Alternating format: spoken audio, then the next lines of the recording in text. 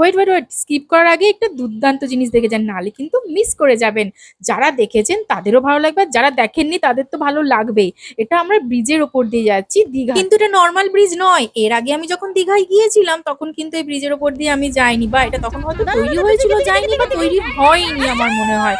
এই যে দেখুন, একদম সমুদ্রের পাশে এই ব্রিজটা, সি ব্রিজ, মানে এত ভালো লাগছিল। মানে আমরা দেখে তো অবাক, এইখানে গাড়ি দাঁড় করিয়ে অনেকেই ফটো তুলছিল। অবশ্যই আমরা ওটা মিস করে গেছি, ভেবেছিলাম আসার পথে ফেরার পথে আমরা ফটোটা তুলবো, কিন্তু তখন এত বৃষ্টি হচ্ছিল আর ভাটা নেমে গেছিল, সমুদ্রটা অনেকটাই পিছিয়ে গিয়েছিল। কিন্তু এখন জোয়ার হচ্ছে বলে প্রত্যেকটা ঢেউ এসে এই পাঁচিলটাতে ধাক্কা মারছে। এত সুন্দর এই ব্রিজে ধাক্কা মারছে এবং ওই জল ছিটকে আমাদের গাড়ি পর্যন্ত আসছে। তো অনেকেই গাড়ি দাঁড় করিয়ে এখানে ফটো তুলছে, এই দেখছেন, ওয়াও, জাস্ট ফাটাফাটি। অনেকেই ফটো তুলছে, ভিডিও করছে, যতটা ভিডিওতে দেখছেন বাস্তবে তার থেকে অনেক বেশি সুন্দর। হ্যাঁ, অবশ্যই এটা কোন দিকের রাস্তা বা কোথায় যাওয়ার রাস্তা আমি বলে দিচ্ছি। আমরা যাচ্ছিলাম সকালবেলায় গাড়ি করে স্নান করার উদ্দেশ্যে, কিন্তু কোথাও পাচ্ছিলাম না স্নান করার জায়গা। সব জায়গায় দেখছি বাঁধানো, বালির জায়গা আমরা পাচ্ছিলামই না খুঁজে।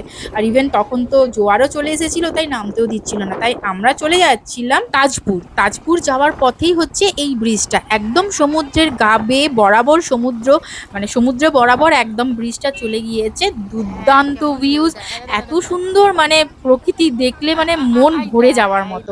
আর এই যে দেখছেন সব দাঁড়িয়ে দাঁড়িয়ে দেখুন, একদম পাঁচিলের ওপরটাতে, মানে বিচের পাঁচিলের ওপরটাতেও পুরো উঠে পড়েছে, যেখানে দেখলেই ভয় লাগছিল। তো আমরা তখন দাঁড়াইনি, ভাবলাম যে একবারে ফেরার পথে স্নান করে ফেরার পথে তখন তো ভিজে থাকবো, তখন দাঁড়িয়ে মজা নেব, কিন্তু আসার সময় একদমই সেটা হয়নি। দুঃখের বিষয়, তখন এত ঝমঝমি বৃষ্টি পড়ছিল, ছোট ছেলেরা ঘুমিয়েও গেছিল। ওই যে বলে না, পরে যখনই কোনো কিছু ভাবা হয় তখন আর সেটা হয় না। তারপরে ভাটাও নেমে গেছিল, সমুদ্র অনেকটা পিছিয়ে গিয়েছিল, তাই জন্য এই দৃশ্য আর আসার সময় আমরা পাইনি। একদম সমুদ্র যে ধাক্কা মারছে একদম আমাদের ব্রিজটাতে, তো সেটা আমরা আর পাইনি। বিয়ের আগেও আমি অনেকবার দীঘা গিয়েছি, কিন্তু এই ব্রিজটা তখন তৈরি হয়নি, এই ব্রিজটা আমি দেখিনি। অবশ্যই আপনাদেরকে অনুরোধ করব, দীঘা গেলে এই ব্রিজে অবশ্যই যাবেন।